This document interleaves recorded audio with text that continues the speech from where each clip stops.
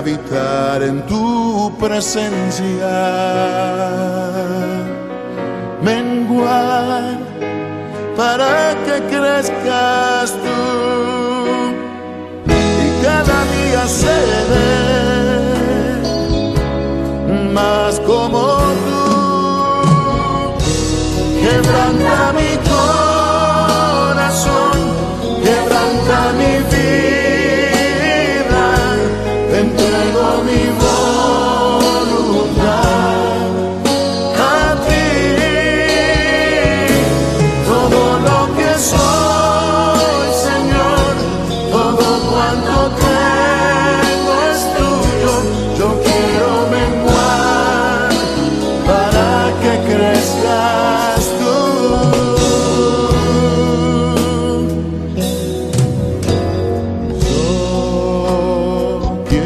Más de ti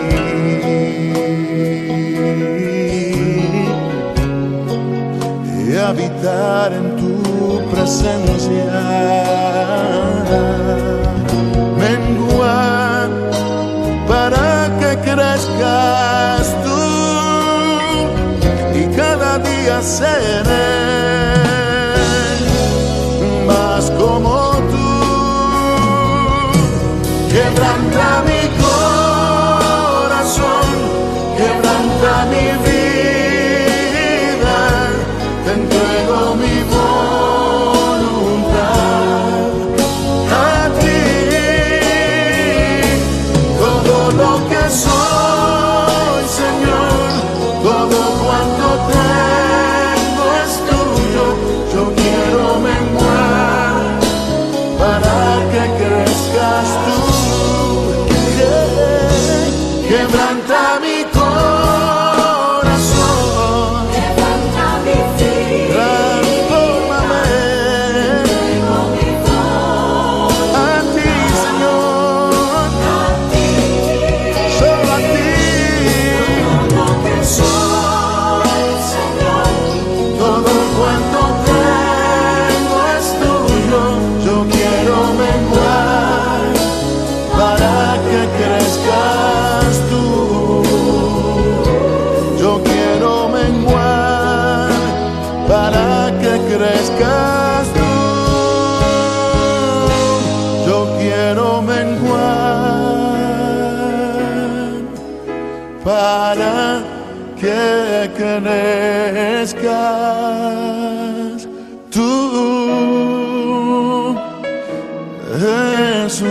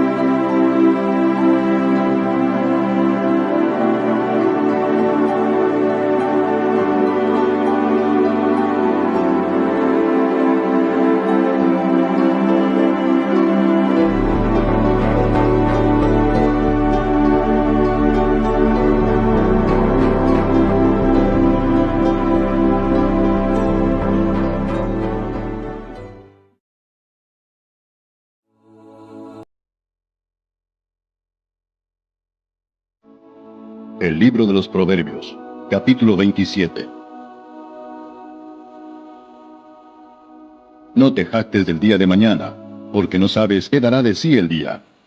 Alábete el extraño y no tu propia boca, el ajeno y no los labios tuyos. Pesada es la piedra y la arena pesa, mas la ira del necio es más pesada que ambas. Cruel es la ira e impetuoso el furor.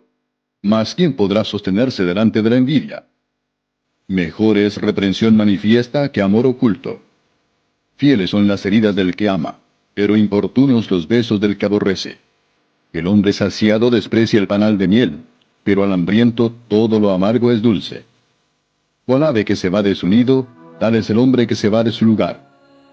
El ungüento y el perfume alegran el corazón, y el cordial consejo del amigo al hombre. No dejes a tu amigo ni al amigo de tu padre, ni vayas a la casa de tu hermano en el día de tu aflicción. Mejor es el vecino cerca que el hermano lejos. Sé sabio, hijo mío, y alegra mi corazón, y tendré que responder al que me agravie.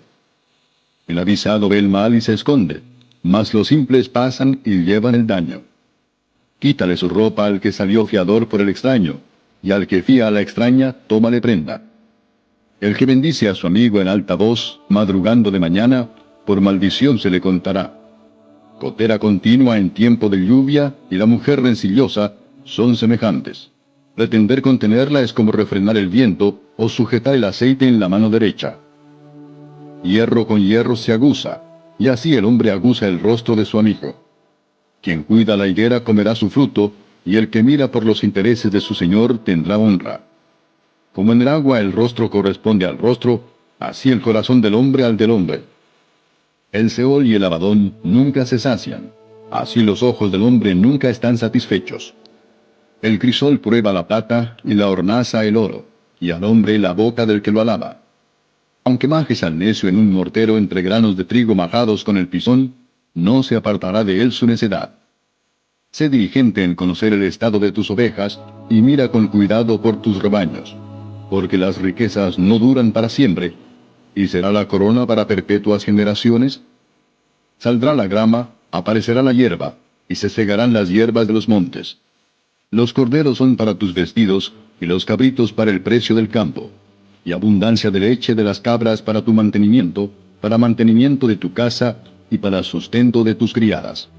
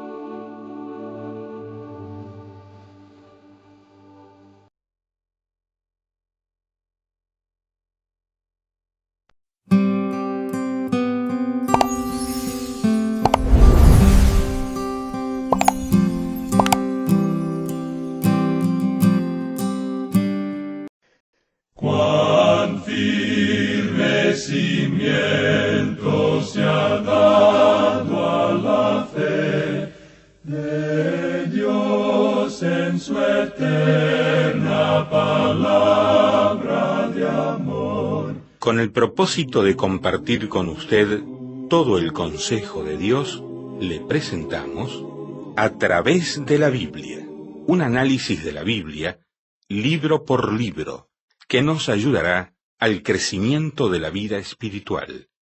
Estos estudios fueron diseñados por el Dr. J. Vernon McGee, destacado maestro y expositor de la Biblia.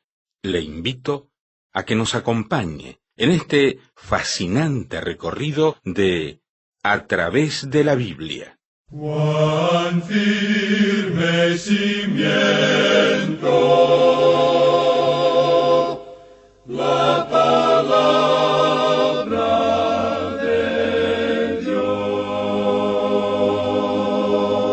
Hoy vamos a estudiar juntos otra vez las Sagradas Escrituras, la palabra de Dios, y le invito porque ya mismo abra su Biblia en el libro de los Proverbios, capítulo 24. Lo hemos de recorrer enteramente. Proverbios 24, verso 1 hasta el verso 34. ¿Qué le parece?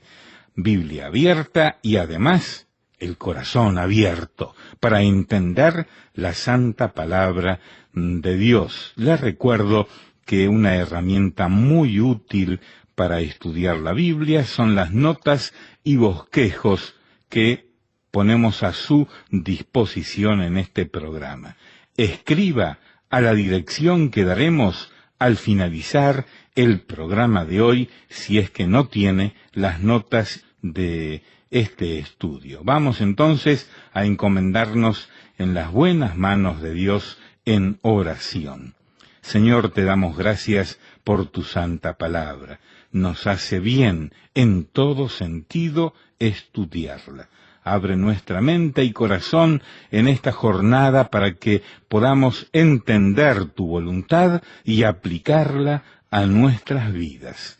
Oramos agradecidos en el nombre de Jesús. Amén. Llegamos hoy, amigo oyente, en nuestro viaje por este libro de Proverbios al capítulo 24. Y este es el último capítulo de los Proverbios que escribió el mismo Salomón. Después vamos a ver proverbios que fueron copiados por los varones de Ezequías. Aparentemente esos también eran proverbios de Salomón, ya que él escribió muchos de ellos.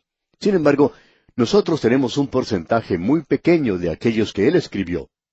Bueno, estas son verdades tremendas que han sido concentradas dentro de un pequeño compás que puede asir nuestras vidas y dirigirnos aquí en esta tierra.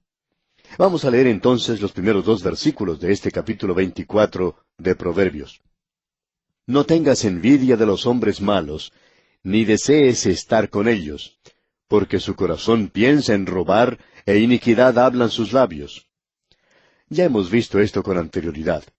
Cualquier cosa que tenga importancia, usted puede ver que se repite en el libro de Proverbios. Hemos visto esto en relación con varias cosas. Hemos visto una advertencia en cuanto al uso de la lengua, por ejemplo.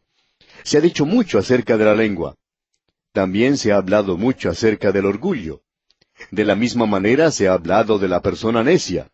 Estas son cosas que son enfatizadas constantemente y por cierto que son traspuestas a nuestra propia vida. Uno puede encontrar esta clase de cosas en las calles y veredas de nuestras propias ciudades hoy. Esa es la razón por la cual hemos dicho que los proverbios corresponden a cada una de las personas que usted y yo conocemos. Y también los podemos identificar con personajes mencionados en la Biblia, como hemos visto anteriormente. Creemos que usted puede encontrar un proverbio para cada persona. No hemos tomado el tiempo necesario para destacar cada uno de ellos.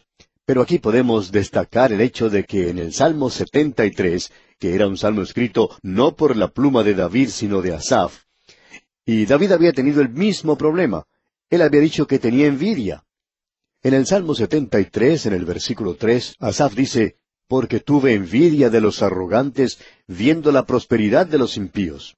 Y estos no solo disfrutaban de prosperidad, sino que él veía que no tenían los mismos problemas que los otros individuos. Dice, «Ni son azotados como los demás hombres». Y no solo eso, sino que blasfemaban contra Dios. Dice, «Ponen su boca contra el cielo y su lengua pasea la tierra». Y Asaf estaba molesto por lo que estaba ocurriendo. Pensamos que usted, amigo oyente, se ha sentido molesto por cosas como estas también. Sé que yo mismo he mirado a mi alrededor. Recuerdo cuando era un muchacho pobre. Bueno, todavía soy pobre, aunque ya no soy tan muchacho.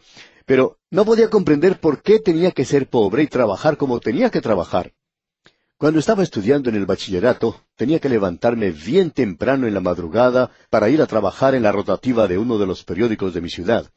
Y cuando terminaba allí a las 7 de la mañana, iba para el colegio para terminar mis estudios. Y había, en cambio, muchos jóvenes que tenían los medios suficientes como para continuar los estudios, y aún así deseaban retirarse del colegio y abandonar sus estudios. Y esto para mí era algo desconcertante. Pero aquí en el libro de Proverbios, amigo oyente, se nos menciona en el versículo 1 del capítulo 24, «No tengas envidia de los hombres malos, ni desees estar con ellos». ¿Por qué? Porque llegará el día cuando tienen que dar cuentas. Asaf se dio cuenta de esto y pudo decir en el versículo 17 de ese Salmo 73, «Hasta que entrando en el santuario de Dios, comprendí el fin de ellos». Dios va a entendérselas con esa gente. Dios va a tratar con ellos. Según la norma suya y mía, existe mucha injusticia en el mundo en el día de hoy, y es muy poco lo que usted y yo podemos hacer en cuanto a eso. Nosotros hemos sido una generación que ha protestado contra todo y formamos parte de un grupo que ha intentado nivelar muchas cosas que existen en el mundo. Pero no creemos que esto haya sido de mucho provecho. Todo esto de las protestas no resuelve ninguno de los problemas, porque el problema se encuentra en el corazón del hombre. Y es el corazón del hombre, amigo oyente, el que tiene que ser cambiado. Pero Dios es quien va a nivelar las cosas algún día, y debemos confiar en Él que hará eso. Creemos que usted y yo, amigo oyente, necesitamos reconocer nuestro lugar en esta vida. Esto hará de nosotros personas muy felices si usted y yo nos damos cuenta que Dios nos ha colocado en un lugar en particular y debemos cumplir cierto propósito allí. Podemos mirar a ese hombre en la distancia. Es un hombre que al parecer está gozando de prosperidad. Sin embargo, es un impío. No puedo comprender eso, y le podemos decir a Dios que no lo podemos comprender. Eso fue lo que hizo Asaf. Yo le he dicho a Dios eso muchas veces, que no lo puedo comprender. Pero lo importante, amigo oyente, es continuar con Él y comprender que Dios va a realizar estas cosas de alguna forma. Y la Biblia está llena de ejemplos donde se nos muestra que los hombres impíos han llegado a un terrible fin. Si usted quiere comenzar leyendo al mismo comienzo de la Biblia, puede ver allí a Caín. Luego puede continuar leyendo y encontrar a otro hombre llamado Lot, y digamos de paso, era un hombre salvo. Él se dirigió a la ciudad de Sodoma y allí prosperó. Pero llegó un día cuando él no quería salir de ese lugar, y eso fue una equivocación terrible de su parte. Uno puede recorrer las páginas de la palabra de Dios y ver cómo llega el juicio una y otra vez a los impíos y a los necios. Esta es una declaración muy importante y la tenemos ante nosotros. Continuando ahora con nuestra lectura en el capítulo 24 de Proverbios, vemos que los versículos 3 y 4 nos dicen: «Con sabiduría se edificará la casa, y con prudencia se afirmará, y con ciencia se llenarán las cámaras de todo bien preciado y agradable». Este es un hermoso cuadro de lo que usted y yo debemos hacer. Debemos hacer las mismas cosas que el hombre que está edificando un hogar y luego pone los muebles dentro de esa casa, la adorna con muchos hermosos cuadros y alfombras y muchas cosas personales que también tienen mucho valor. Y es algo hermoso el poder ver una casa así, bien arreglada, que ha sido amoblada de una forma maravillosa. Amigo oyente, usted y yo deberíamos estar edificando una casa aquí en la tierra, un hogar de sabiduría, una casa de mucho conocimiento. Y debemos comenzar en nuestras mentes y nuestros corazones, y debería llegar a ser una mansión hermosa. Luego debemos llenar las cámaras de toda clase de muebles hermosos y adornos, con cuadros y otras cosas hermosas. Y eso es lo que nosotros deberíamos estar haciendo aquí en esta tierra. El apóstol Pablo le dijo al joven Timoteo: «Procura con diligencia presentarte a Dios aprobado, como obrero que no tiene de qué avergonzarse, que usa bien la palabra de verdad». Eso es lo que usted y yo deberíamos estar haciendo aquí, amigo oyente, llenando nuestros corazones y nuestras vidas con la palabra de Dios. Usted entonces puede construir un hermoso hogar y llenarlo con cosas hermosas. Es algo trágico ver algunos hogares en la actualidad que simplemente son una ruina. En algunos lugares viven personas que son muy pobres, y su hogar en realidad es algo que ha sido armado de cosas que se encuentran por la calle. Pedazos de madera, de chapas de alguna lata de aceite o de una propaganda comercial, y que muestran un lugar realmente dilapidado. Uno entra a esos lugares y encuentra que no tienen ni dónde sentarse, ya que estas personas ni siquiera tienen una silla. Si uno los visita, tiene que quedarse de pie y conversar con ellos así. Al observar habitaciones como estas, uno puede darse cuenta que ni siquiera tienen camas. Tienen que dormir en un rincón con una cobija vieja por colchón. Y para cocinar, tienen que hacerlo afuera. Y uno se da cuenta de lo trágico que es todo esto. Sin embargo, amigo oyente, hay muchos creyentes que deberían haber pasado su vida edificando un hermoso hogar, un hogar espiritual, y deberían haberlo llenado con los maravillosos tesoros que encontramos en la palabra de Dios y con ese tipo de vida. Sin embargo, debemos decir, amigo oyente, que uno encuentra algunos de ellos y descubre que espiritualmente todo lo que tienen es miseria. Y cuando uno mira dentro de eso, se da cuenta de la total ignorancia que existe. No hay nada allí, está completamente vacío. Hay muchos miembros de las iglesias que son ignorantes en realidad. Tienen sus casas completamente vacías. Parecen formar parte de una villa miseria. Debemos decir, amigo oyente, que esa es la tragedia del presente, ya que dice, con sabiduría se edificará la casa. Ah, amigo oyente, que Él nos pueda hacer personas sabias. Luego leemos en los versículos 5 y 6 de este capítulo 24, el hombre sabio es fuerte, y de pujante vigor el hombre docto, porque con ingenio harás la guerra, y en la multitud de consejeros está la victoria. Usted podrá tener muchos recursos y medios, y no nos referimos solamente a personas a las cuales uno puede pedir consejo, sino que podemos confiarnos en la palabra de Dios. No creemos en este método del presente de simplemente abrir la Biblia cuando uno necesita hacer alguna decisión y buscar algún versículo. Eso no es bueno. La palabra de Dios no es una ruleta, digamos, que uno puede hacer girar y esperar que se detenga en el lugar preciso. No, amigo oyente, debemos decir que si usted ha leído acerca de lo que Moisés escribió y también lo que escribieron Josué, Samuel, David, Miqueas y Zacarías y lo que también escribió Mateo, Pablo, Juan, usted tiene todo eso a su disposición. Ellos son sus consejeros y usted puede acercarse a cada uno de ellos cuando le llega la oportunidad de hacer alguna decisión. Quisiéramos pasar más tiempo aquí, pero debemos seguir adelante. Pasemos ahora al versículo 10 de este capítulo 24. Si fueres flojo en el día de trabajo, tu fuerza será reducida. Es decir que lo que él está diciendo aquí es, de paso, algo importante y simplemente esto. Hace falta un hombre para realizar el trabajo de un hombre. O pudiéramos decir, nunca envíe un muchacho a hacer el trabajo de un hombre. Nunca. El versículo 10 nos dice lo que hace falta en tiempo de tanta tensión y prueba como los que vivimos en la actualidad. Así es como Dios desarrolla nuestro carácter espiritual, y esa es la manera por la cual Él nos permite crecer a nosotros. Es durante los momentos de prueba en los cuales usted y yo realmente manifestamos la fuerza espiritual que tenemos. Es de gran consuelo saber que hay muchos de los hombres de Dios, que cuando llegó la hora de prueba, dieron media vuelta y huyeron.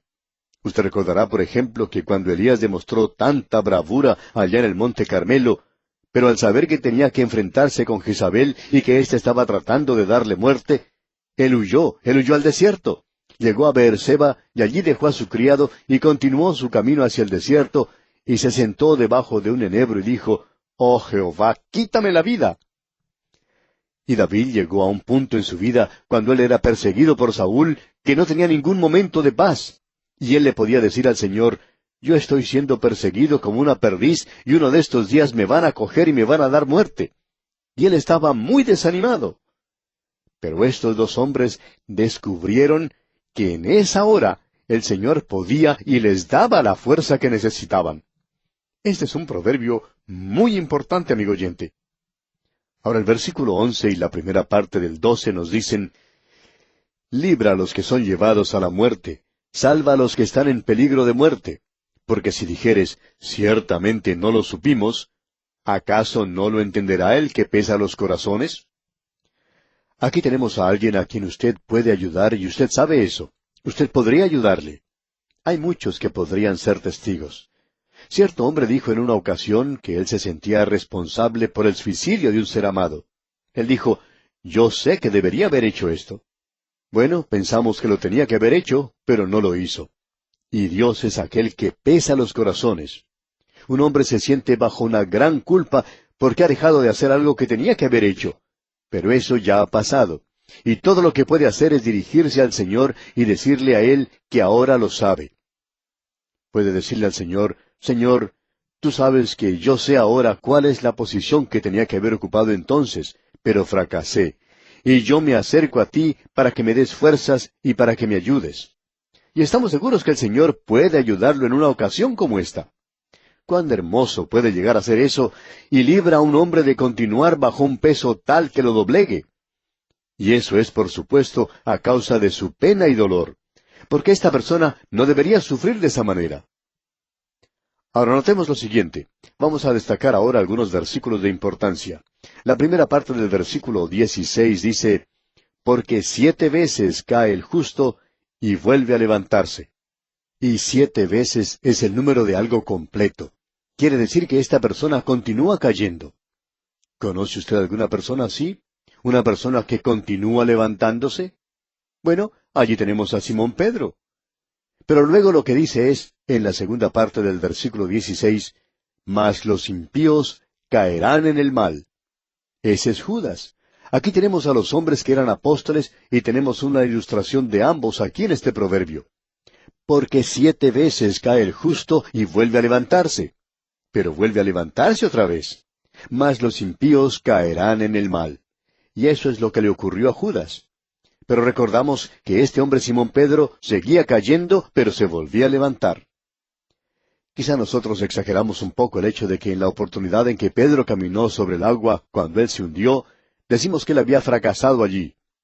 Bueno, opinamos que él realmente no fracasó porque él sí caminó sobre el agua. Se nos dice allí que él caminó sobre el agua para acercarse al Señor Jesús.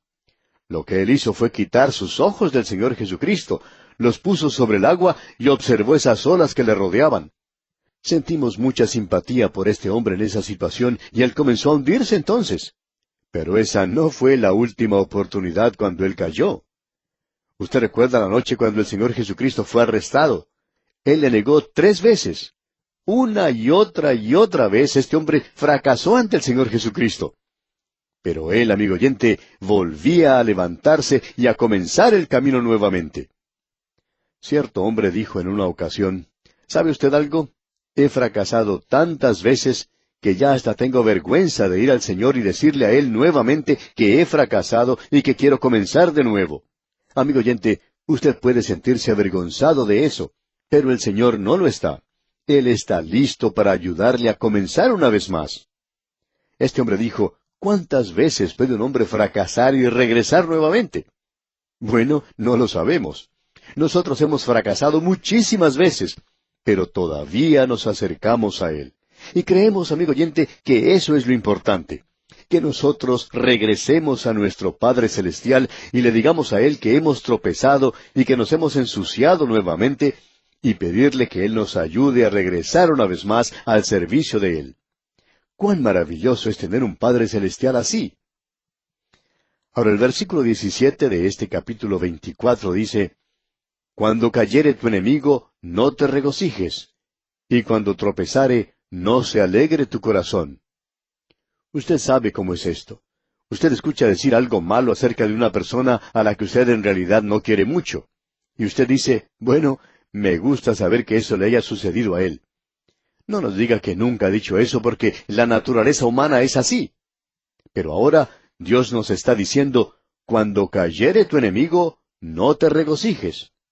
Esa, amigo oyente, no es la manera de resolver cualquier problema. ¿Por qué? Bueno, veamos el versículo 18.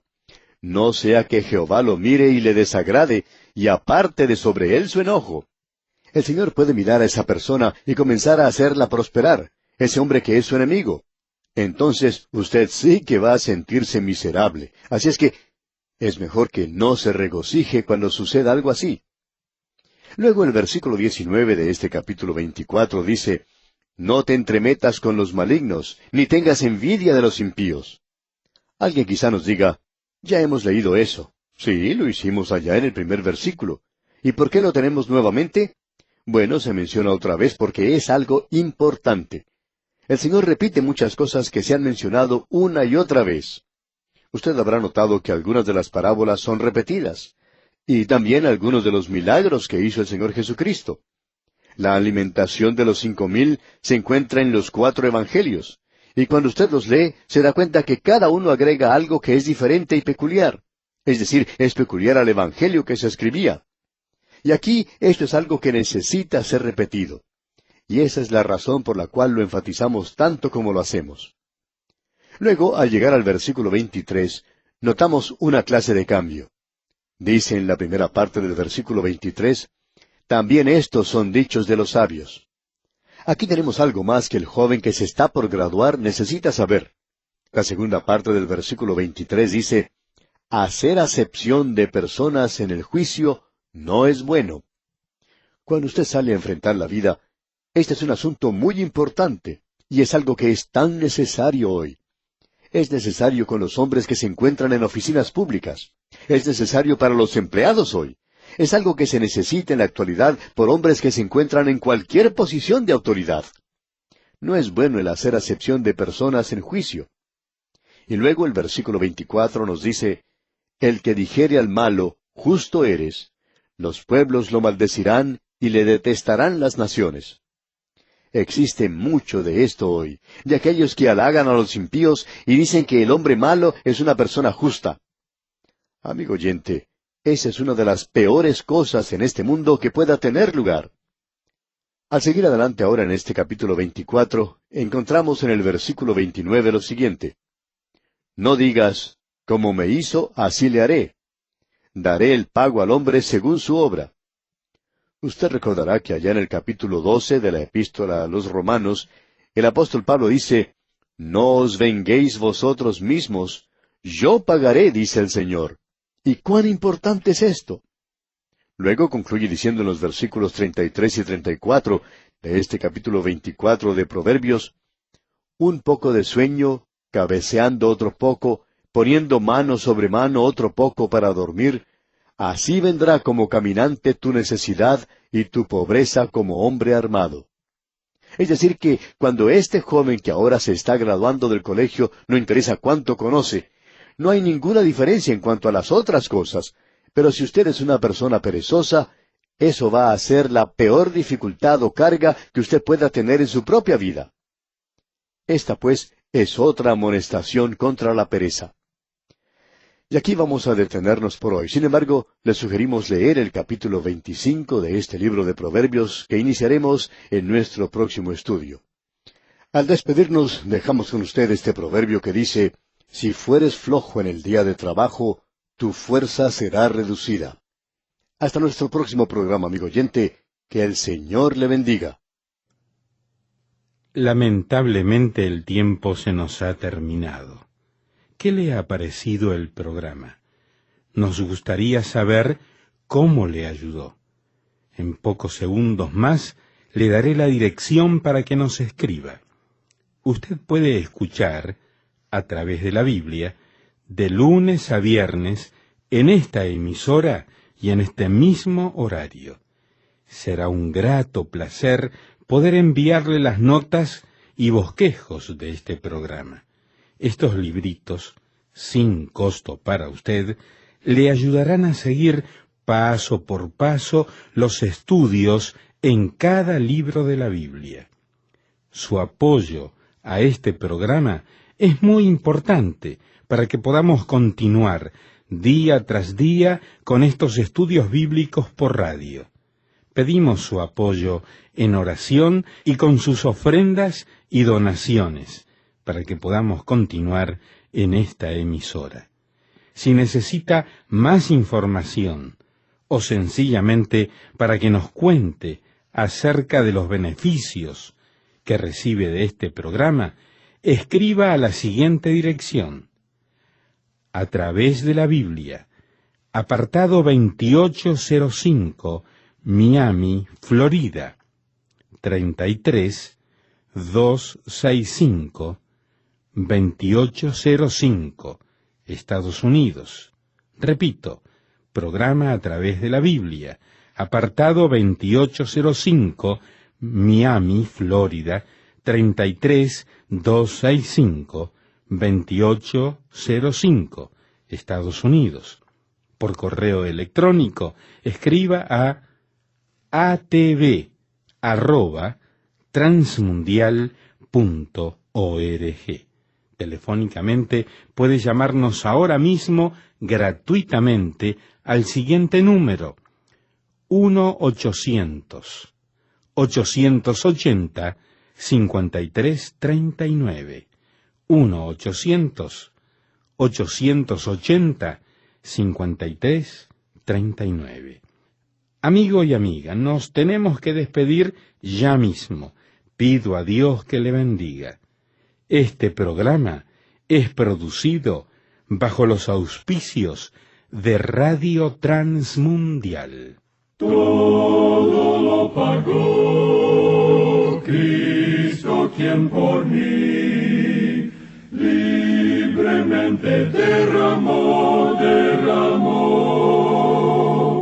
su sangre carmesí.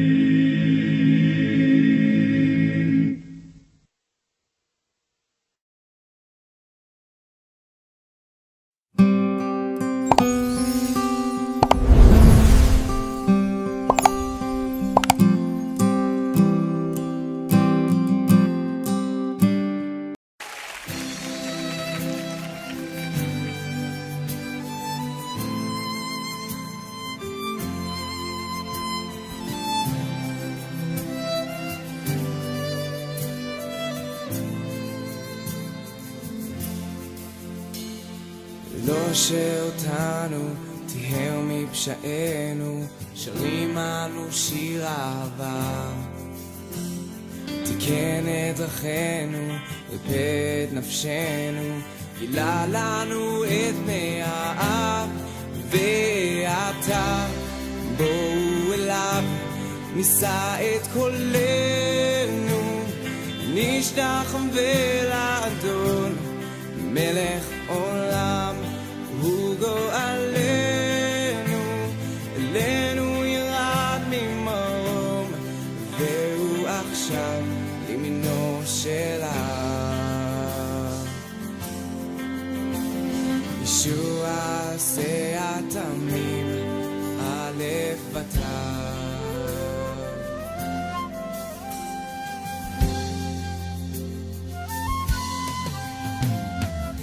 שרוקן את עצמו מכבוד, שרים אנו שיר אהבה. הלך אל הצלב בעד השמחה, לעשות רצונו של האב. ועתה בואו אליו, נישא את קולנו, נשתחווה לאדון, מלך עולם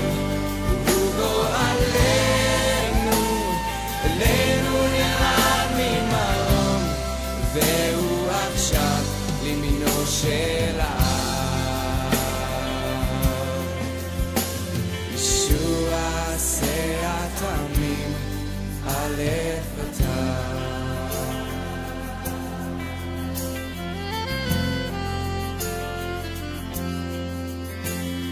לכבוד אדוננו נחיה את חיינו, כל יום כמו שיר אהבה.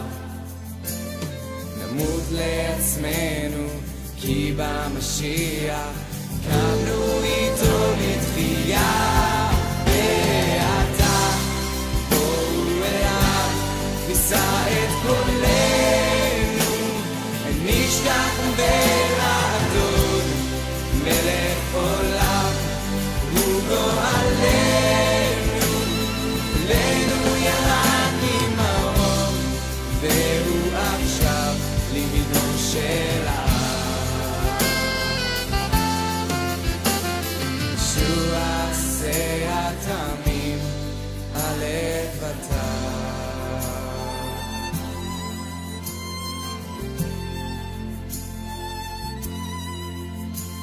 שרים לו שיר אהבה, נשיר לו לעד, לעד.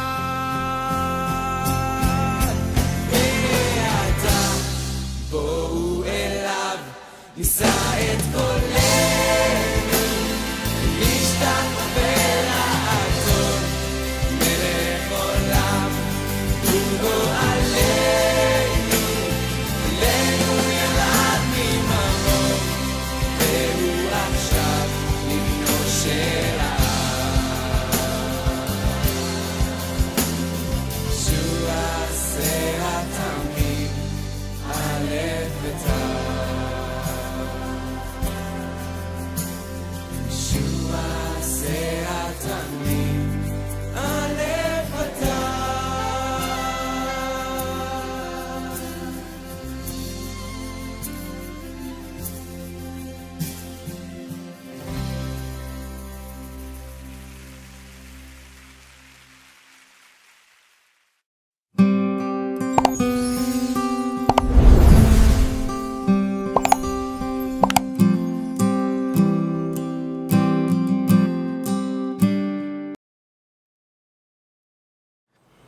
El libro de Números.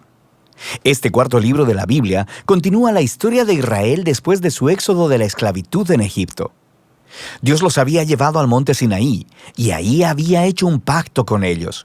Y a pesar de la rebelión de Israel, Dios, en su gracia, proveyó en el tabernáculo una manera en que Israel pudiera vivir cerca de su santa presencia. Así que el libro de Números comienza cuando Israel termina su estadía de 1 año en el monte Sinaí, y ellos se dirigen al desierto en camino a la tierra que Dios le prometió a Abraham. La narrativa del libro está diseñada de acuerdo a las etapas de su viaje, así que la primera sección empieza en el monte Sinaí, pero luego ellos salen y viajan al desierto de Parán. Y luego, después de ahí, viajan a las llanuras de Moab, que están justo frente a la tierra prometida. Ahora, la primera parte inicia con un censo donde el pueblo es contado, y de ahí viene el nombre del libro. Y luego hay leyes sobre cómo las tribus de Israel debían ser acomodadas en el campamento. Así que el tabernáculo debía ir en el centro, y luego, alrededor de él, los sacerdotes y levitas, y alrededor de ellos, las 12 tribus cuidadosamente ordenadas con Judá a la cabeza. Todo esto era un símbolo elaborado sobre cómo la presencia santa de Dios estaba en el centro de su existencia como pueblo. Esto es seguido por toda una serie de leyes que comunicaban las leyes de pureza del libro de Levítico. Si la presencia de Dios iba a estar en medio de ellos, debía hacerse todo el esfuerzo para que el campamento fuera un lugar puro, un lugar que reciba la santidad de Dios. En el capítulo 10, la presencia de Dios se levanta del tabernáculo y guía a Israel lejos del Sinaí, hacia el desierto. E inmediatamente las cosas comienzan a marchar terriblemente mal. En el capítulo 11 el pueblo empieza a quejarse de hambre y sed y empiezan a decir que quieren regresar a Egipto.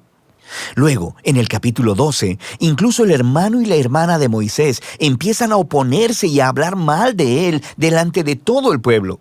Este viaje no tuvo un buen comienzo. La siguiente sección comienza cuando los israelitas llegan al desierto de Parán, más o menos a la mitad del camino a la tierra prometida. Y Dios le dice a Moisés que envía a los 12 espías, uno por cada tribu, para que puedan reconocer la tierra prometida. Y cuando todos los espías regresan, 10 de ellos dicen que no hay posibilidad de que Israel pueda sobrevivir allí, porque los cananeos los destruirán. Pero hay 2 espías, Caleb y Josué, que dicen que Dios puede salvarlos. Pero los 10 provocan al pueblo a una ira temerosa y empiezan a planear un motín. Van a nombrar un nuevo líder y regresar a Egipto. Así que Dios está comprensiblemente molesto y Moisés intercede en favor del pueblo. Él le pide a Dios que sea fiel a sus promesas a Abraham. Así que Dios lo hace, pero no a expensas de su justicia. Él le da a estos israelitas lo que ellos desean, no entrar a la tierra. Y Dios sentencia a esa generación a vagar en el desierto durante 40 años hasta que mueran. Solo sus hijos entrarán a la tierra prometida. Ahora, tú pensarías que esta severa consecuencia los haría despertar, pero las cosas se ponen peor. En la siguiente historia aparece todo un grupo de levitas que empezaron una rebelión y retan el liderazgo de Moisés y de Aarón, diciendo que han ido demasiado lejos. De manera que Dios lidia severamente con estos levitas y renueva su compromiso con Moisés y Aarón como los líderes de Israel. Ahora, mientras dejan la región de Parán y vuelven a viajar, las cosas se empeoran de nuevo. Los israelitas empiezan a quejarse otra vez sobre su sed y le preguntan a Moisés por qué los sacó de Egipto. Así que Dios le dice a Moisés que le hable a una roca para sacar agua para todo el pueblo. Pero Moisés no hace eso, sino que excede los límites. Golpea la roca 2 veces y luego dice: ¡Rebeldes! ¿Tenemos nosotros que sacarles agua de esta roca? Así que Moisés deshonra a Dios al ponerse en el lugar de Dios como el que provee agua. De manera que Moisés hace que caiga sobre sí mismo el mismo destino que el de la generación en el desierto. Él también morirá en el desierto y no podrá entrar en la tierra prometida. Después de esto, los israelitas se rebelan una vez más, y Dios trae un juicio muy extraño sobre ellos. Serpientes venenosas vienen y muerden al pueblo. Así que Moisés intercede una vez más a favor del pueblo. Y Dios le dice a Moisés que haga una serpiente de bronce y la levante en una asta. Y todo el que vea a esta serpiente sería sanado de la mordida venenosa. Es un símbolo muy extraño, pero habla del reto que representa para Dios el permanecer fiel a su pacto. Él está en lo correcto al traer justicia sobre el pecado y la maldad de Israel, pero incluso la justicia de Dios se transforma en una fuente de vida para aquellos que miran a Dios para ser sanados. A partir de aquí, el pueblo se dirige a las llanuras de Moab. La primera parte principal de esta sección se enfoca en la extraña figura de Balaam.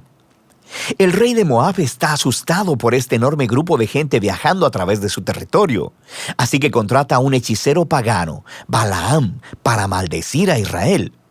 Y en 3 ocasiones distintas, Balaam descubre que no puede maldecirlos. Él solo puede hablar bendición sobre Israel. Recuerda la promesa de Dios a Abraham en Génesis 12. Así que no solo Balaam no puede maldecir a Israel, sino que Dios le da una visión sobre un futuro rey israelita que un día traerá la justicia de Dios a todas las naciones. Esta visión recuerda la promesa de Jacob a Judá en Génesis capítulo 49. Ahora, vale la pena detenernos a reflexionar en el flujo del libro hasta ahora. Las historias de rebelión en el desierto se amontonan una sobre otra, poniéndose cada vez peor. Y aunque Dios trae actos parciales de juicio sobre Israel, también continúa mostrándoles misericordia, proveyendo comida y agua en el camino. Y la historia de Balaam muestra la gracia de Dios de manera resplandeciente, porque ahí está Israel, en el campamento, murmurando y rebelándose. Pero en lo alto de las montañas, sin que ellos lo sepan, Dios los está protegiendo y hasta bendiciendo. Y es este contraste entre la rebelión de Israel en el desierto y la fidelidad de Dios lo que hizo a estas historias tan importantes para las postreras generaciones de Israel. Y las historias del desierto son recontadas una y otra vez por los profetas y los poetas bíblicos, e incluso por los apóstoles en el Nuevo Testamento. Y estas historias siempre sirven como advertencia, que aunque Dios permanecerá fiel a sus promesas del pacto, Él también permitirá que su pueblo sea parte de Él en rebelión y que enfrente las consecuencias. Después de esto, el resto del libro se enfoca en los hijos de la generación que pereció en el desierto, y ellos empiezan a prepararse para heredar la tierra prometida. Ellos hacen otro censo de la nueva generación, y luego ganan muchas batallas a los pueblos de alrededor.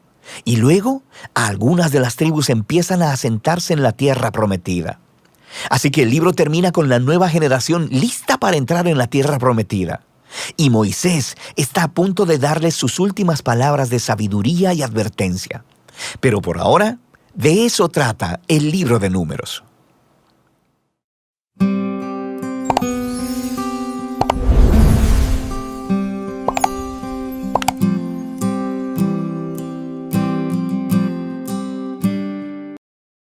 El libro de Números, capítulo 30.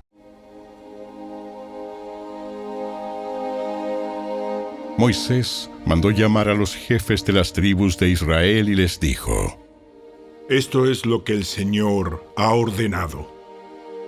Un hombre que hace un voto al Señor o una promesa bajo juramento jamás deberá faltar a su palabra. Tiene que cumplir exactamente con lo que dijo que haría.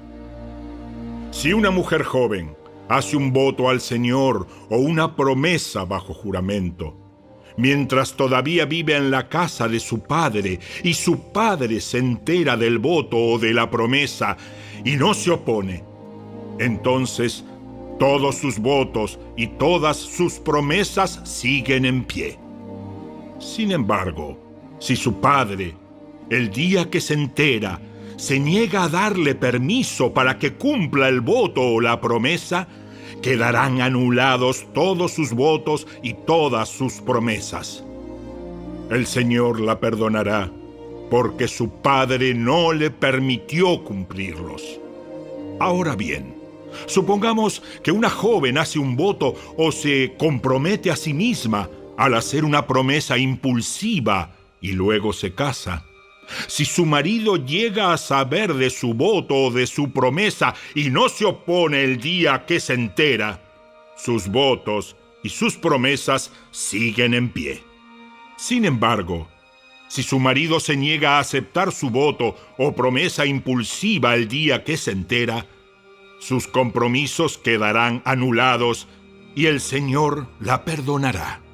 Pero si se trata de una viuda o de una divorciada, esta persona deberá cumplir con todos sus votos y todas sus promesas. Ahora bien, supongamos que una mujer está casada y vive en casa de su esposo cuando ella hace un voto o se compromete a sí misma con una promesa. Si su marido se entera y no se opone, entonces su voto o su promesa sigue en pie. Pero si su marido se niega a aceptarlo el día que se entera, entonces su voto o su promesa quedará anulado y el Señor la perdonará. Su marido puede confirmar o anular todo voto o toda promesa que haya hecho para negarse a sí misma. Pero si no se opone el día que se entera, esto significa que está de acuerdo con todos sus votos y todas sus promesas. Si él espera más de un día y entonces intenta anular un voto o una promesa, él recibirá el castigo por la culpa de ella. Estas son las ordenanzas que el Señor le dio a Moisés acerca de las relaciones entre el hombre y su esposa y entre el padre y su hija joven que todavía vive en su casa.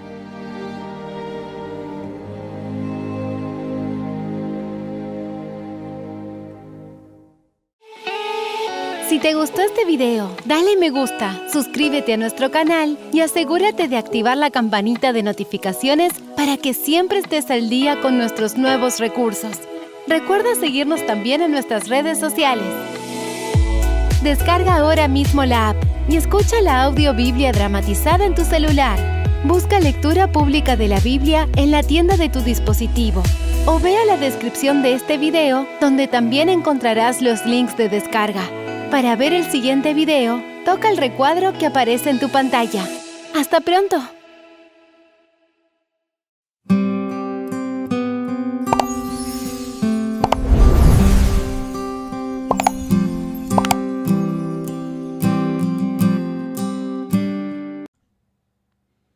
Hola, bendiciones familia del canal Esperanza Digital Estudio. Bienvenidos una vez más a nuestro recorrido explicativo diario por la Biblia. Yo soy Alexander Suárez y hoy hemos llegado al capítulo 30 del libro de Números. Pero antes de comenzar nuestro análisis, quiero primero disculparme porque en el video anterior cometí una fe de rata, o sea, tuve un error inconsciente en el momento de expresar las fiestas tanto de la primavera como del otoño.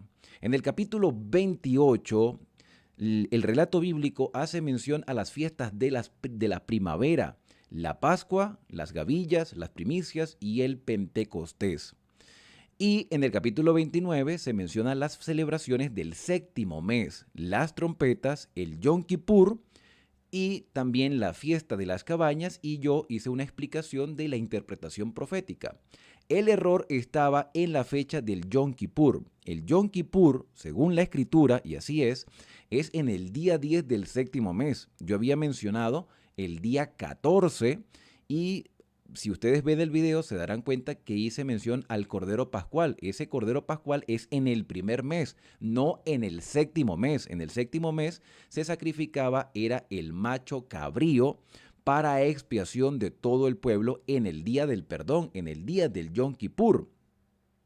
Yo espero que esto pues nos dé una lección de que debemos analizar con todo detalle la escritura y que debemos tener también cuidado al momento de aceptar todo lo que se presenta en los videos aquí en internet. Hay que ser vigilante porque hasta el momento yo hago la corrección porque vi el video nuevamente y me di cuenta del error y no quiero que ustedes se queden con ese error.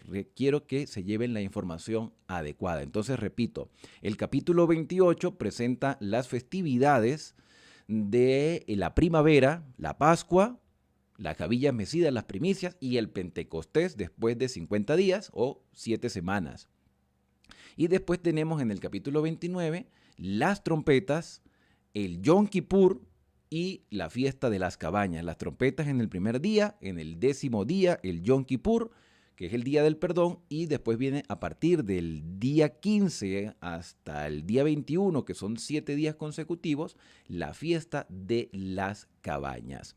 También hice una mención en capítulos anteriores con respecto a que el pueblo de Israel no se le había permitido participar de la Pascua sino hasta un año después que salieron de Egipto, que celebraron el primer aniversario de la liberación de la esclavitud, y ellos celebraron la Pascua en ese segundo año. Pero debido a que se rebelaron contra Dios y no quisieron entrar a la tierra de Canaán cuando Dios se lo permitió, cuando Dios le dio la orden, entonces vagaron 40 años por el desierto. En ese periodo de 40 años, ellos conocían por las historias de sus padres que ellos habían sido liberados de la esclavitud y porque algunos habían sido niños en ese momento de liberación. Pero Dios no les permitió participar de la Pascua, sino hasta que entraran a la tierra de Canaán. Bueno, con respecto a esto, José Mauricio Castellano hace el siguiente comentario. Ministro, usted dice que en el capítulo 28 los israelitas dejaron de realizar las fiestas de adoración mientras estuvieron vagando por el desierto. Pero el hecho de armar el santuario y llevarlo en su peregrinación no era motivo para hacer las fiestas y hacer las ofrendas y hacer la expiación por el pecado y mantener activo el plan de salvación. Claro que sí. Mauricio tiene toda la razón al momento de expresar este comentario.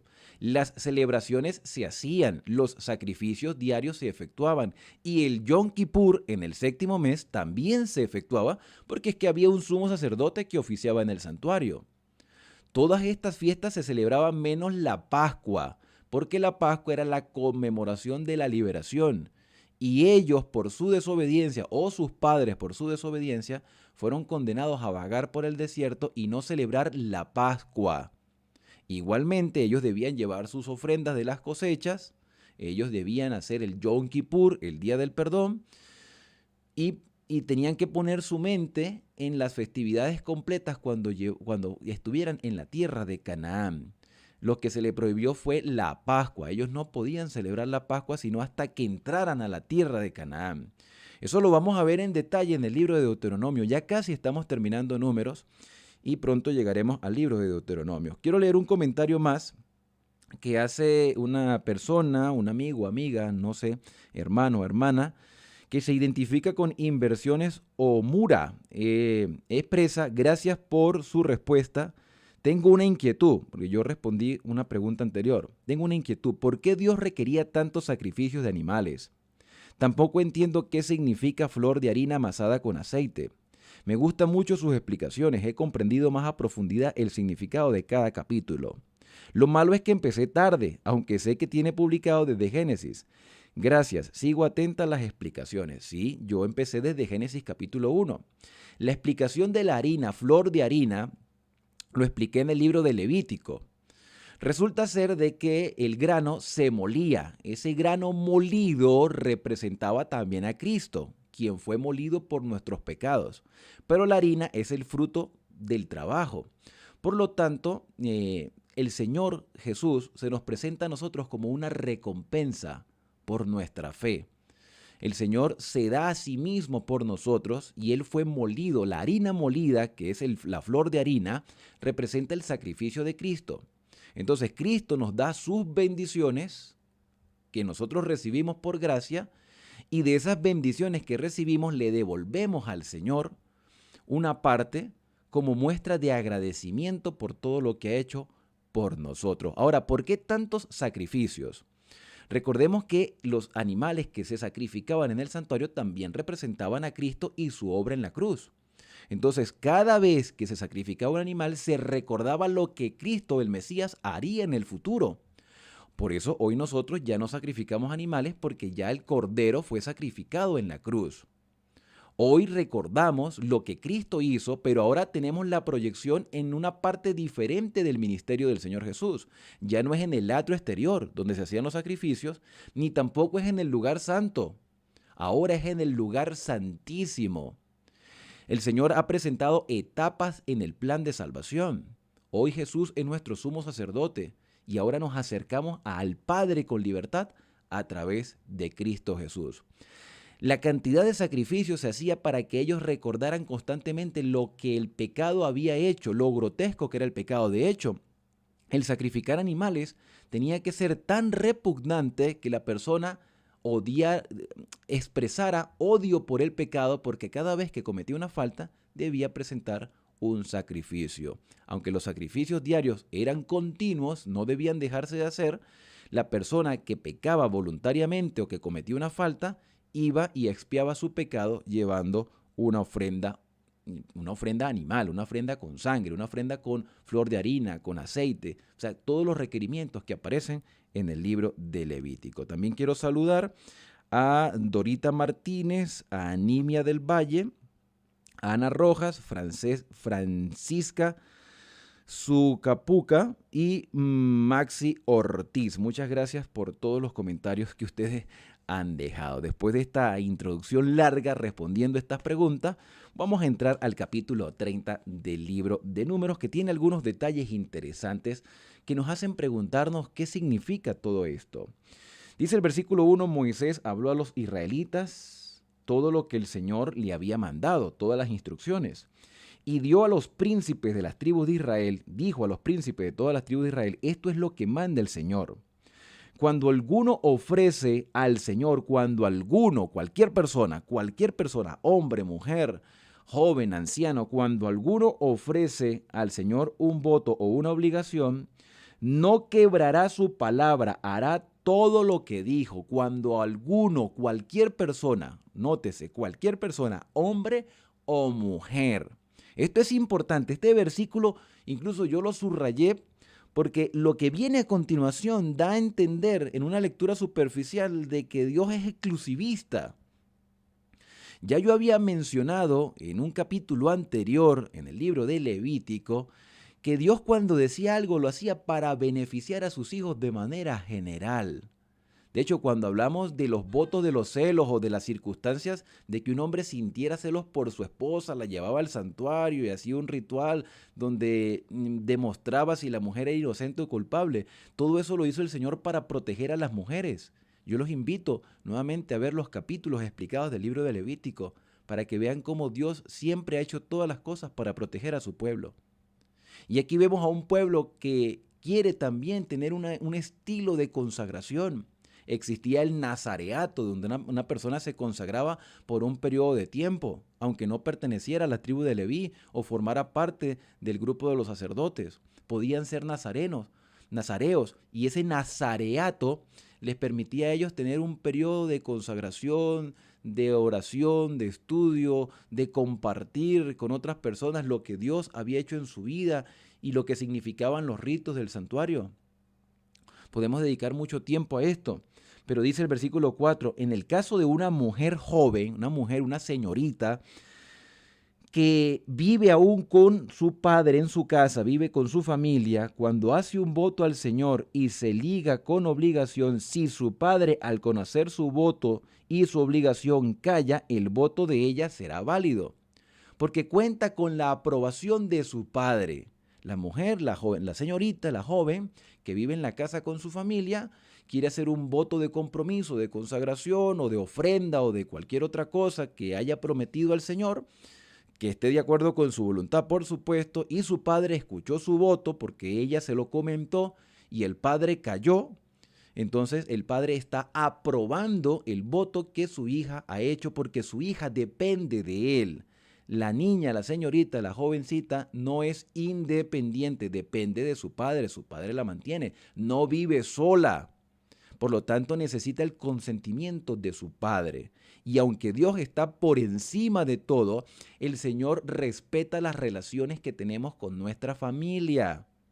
Esto lo vamos a ver más adelante en las cartas que Pablo escribe a las iglesias con respecto a las mujeres que viven o que están casadas con esposos incrédulos. Y aquí se menciona también a las casadas. Ahora, hay un detalle que no podemos pasar por alto, es que Israel del tiempo bíblico se diferencia mucho del pueblo de Dios de la actualidad. ¿Por qué? Porque la sociedad actual no tiene respeto a Dios. Muchos de nosotros no hemos nacido en un hogar cristiano, hemos conocido de la palabra de Dios porque alguien nos evangelizó, porque alguien llegó a nuestra casa, habló con nuestros padres o nuestros padres le entregaron su vida a Cristo y después de haber sido nosotros ya niños, adolescentes, entonces empezamos a conocer la vida cristiana. Los israelitas no, los israelitas desde niños, desde su nacimiento, ya conocían la voluntad del Señor, escuchaban los cantos, las oraciones, eran testigos de los sacrificios. O sea que la perspectiva de un israelita era muy diferente a la nuestra. Un joven podía hacer un voto al Señor porque estaba motivado por el Espíritu Santo y su familia, que era espiritual, pues le aprobaba o le desaprobaba dependiendo de la decisión que había tomado el joven. En este caso, la señorita se menciona como dependiente de su padre, padre que debe tener también un conocimiento y un respeto hacia Dios. Y Dios quiere que haya paz en el hogar, que no haya conflicto en el hogar. Un padre sabio sabría hablar con su hija y decirle, hija, yo creo que te precipitaste al tomar esta decisión. Yo quiero que tú adores a Dios, pero toma en cuenta ciertas cosas, ciertas obligaciones que también tienes en el hogar o en tu vida personal. Entonces, el padre tenía que hablar con su hija y llegar a un acuerdo familiar, por supuesto, todo para la gloria de Dios. Versículo número 7. Si una mujer casada pronuncia un voto o alguna obligación y su esposo oye y calla, entonces su voto quedará válido. Pero si cuando el esposo lo oye y lo desaprueba por algún motivo X, recordemos que estos hombres también tenían que ser hombres espirituales. El contexto es muy diferente. El voto que ella pronunció quedará nulo. Si su esposo no lo aprueba por X motivo, quedará nulo. Todo voto de viuda o repudiada con que ella se liga será válido. ¿Sí se dan cuenta entonces que no es que la mujer está reprimida por su padre o por su esposo, sino que su padre o su esposo tienen también derecho a opinar sobre las decisiones de su hija o de su esposa? En cambio, la viuda que no tiene marido, que vive sola, o la repudiada que fue rechazada por su esposa, por su esposo, está divorciada en ese momento, entonces si ella hace un compromiso con Dios, debe cumplirlo. Aquí no hay sexismo ni exclusividad entre hombres y mujeres. Aquí el derecho es igual para todos. Si la mujer casada hizo un voto con obligación en la casa de su esposo y su esposo oyó y calló y no lo desaprobó, su voto o su obligación con que se ligó están válidos. O sea, el hombre calló, mostró su aprobación al principio, pero ¿qué pasa? Dice el versículo 13, pero si el día en que los oye su esposo los anula, entonces su voto y lo que salió de sus labios quedarán nulos. Su esposo los anuló y el Señor lo perdonará. ¿Sí? Si el hombre escucha en el momento lo que su esposa hizo y lo aprueba o calla, no pasa nada. Pero si lo anula, el Señor respeta las relaciones familiares. Todo voto o juramento con que ella se obliga, su esposo lo confirmará o lo anulará porque es el cabeza de familia y es el que debe llevar las riendas espirituales de la casa. Pero si su esposo calla a ellos día tras día, confirmando el voto y la obligación que están sobre ella, los confirma por cuanto cayó en el día que lo escuchó. Si más tarde los anula porque, no sé, tuvieron un conflicto, el hombre cambió de opinión o pasó algo dentro de la casa, como puede haber pasado, él llevará el pecado de ella. O sea que si después de un tiempo el hombre anula el voto de su esposa, ese pecado recae sobre él y no sobre ella. Ella queda perdonada porque se supone que el hombre escuchó y cayó. Esta es la orden que el Señor mandó a Moisés entre el hombre y su esposa, entre el padre y su hija durante su juventud, que está dentro de la casa de su padre. En el caso de los hombres que no se menciona, si el hombre daba un voto, debe cumplirlo, porque ya en el versículo número 3 dice así: cuando alguno ofrece al Señor un voto o una obligación, no quebrará su palabra, hará todo lo que el Señor dijo. Cuando haces un compromiso con el Señor, debes cumplirlo. Ahora, ¿cómo se aplica eso a nuestra vida el día de hoy? Mis queridos amigos y amigas, Dios nos hace un llamado a consagrarnos, a dedicarnos, a estudiar su palabra, a aprender de Él y a vivir de acuerdo a lo que Él ha revelado en su escritura, en su revelación. La mayoría de nosotros ya le hemos entregado nuestra vida a Cristo. Lo hemos hecho a través de las aguas del bautismo. Quizás hemos cometido errores a lo largo de nuestra vida, Pero tú y yo tenemos un compromiso con el Señor porque el día que nos bautizamos, nuestros nombres fueron escritos en el libro de la vida. Dios tiene un registro detallado de cada uno de nosotros. Sí, podemos equivocarnos, pero hemos hecho un compromiso con Dios. Nadie nos obligó, nadie nos llevó a la fuerza a las aguas del bautismo.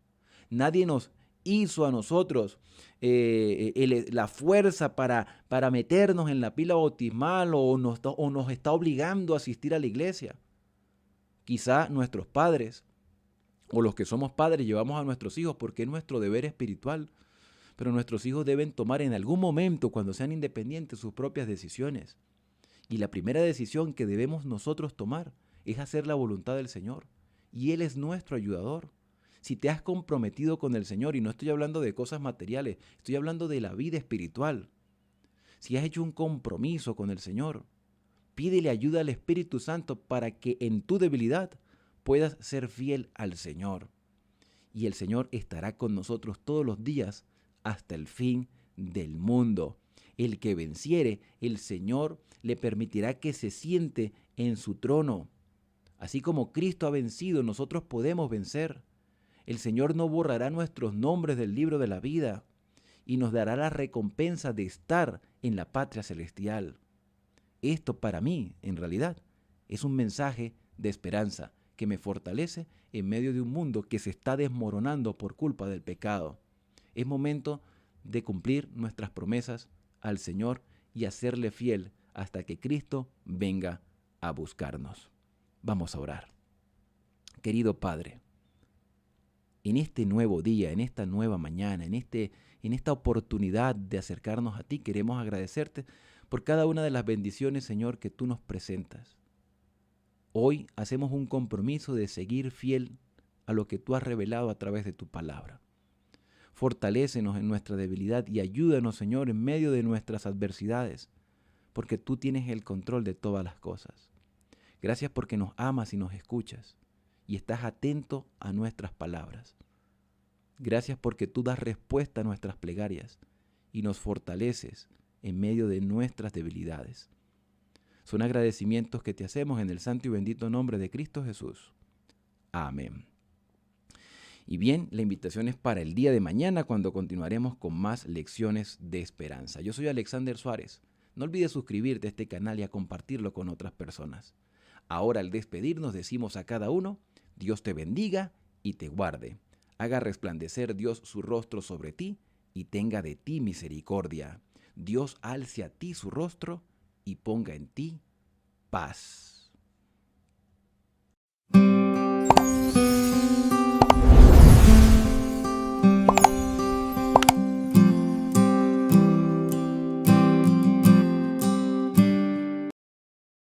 Capítulo 30.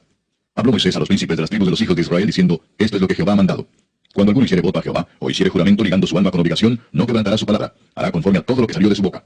Mas la mujer, cuando hiciere voto a Jehová, y se ligare con obligación en casa de su padre, en su juventud, si su padre oyere su voto, y la obligación con que ligó su alma, y su padre callare a ello, todos los votos de ella serán firmes, y toda obligación con que hubiere ligado su alma, firme será. Mas si su padre le vedare el día que oyere todos sus votos y sus obligaciones con que ella hubiere ligado su alma, no serán firmes, y Jehová la perdonará por cuanto su padre se lo vedó. Pero si fuere casada, e hiciere votos, o pronunciare de sus labios cosa con que obligue su alma, si su marido lo oyere, y cuando lo oyere callare a ello, los votos de ella serán firmes, y la obligación con que ligó su alma, firme será. Pero si cuando su marido lo oyó, le vedó, entonces el voto que ella hizo y lo que pronunció de sus labios con que ligó su alma, será nulo, y Jehová la perdonará. Pero todo voto de viuda o repudiada con que ligare su alma, será firme.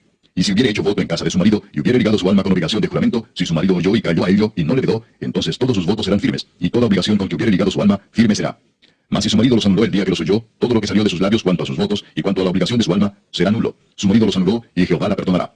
Todo voto y todo juramento obligándose a afligir el alma, su marido lo confirmará, o su marido lo anulará.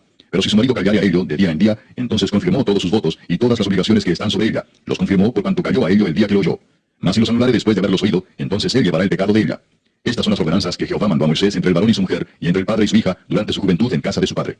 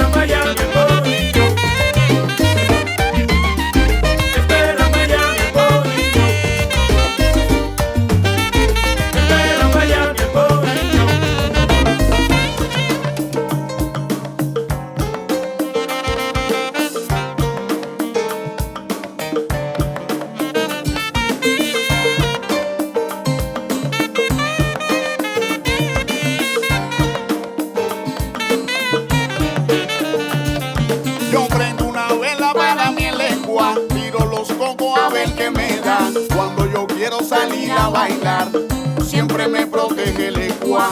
Yo llamo a mi lengua buquenque y él me responde a buquenque. Viene que viene mi elecua con su tambor en su bata. El ecua ni coco lo pilla y cuya le te va a dar la yiqui.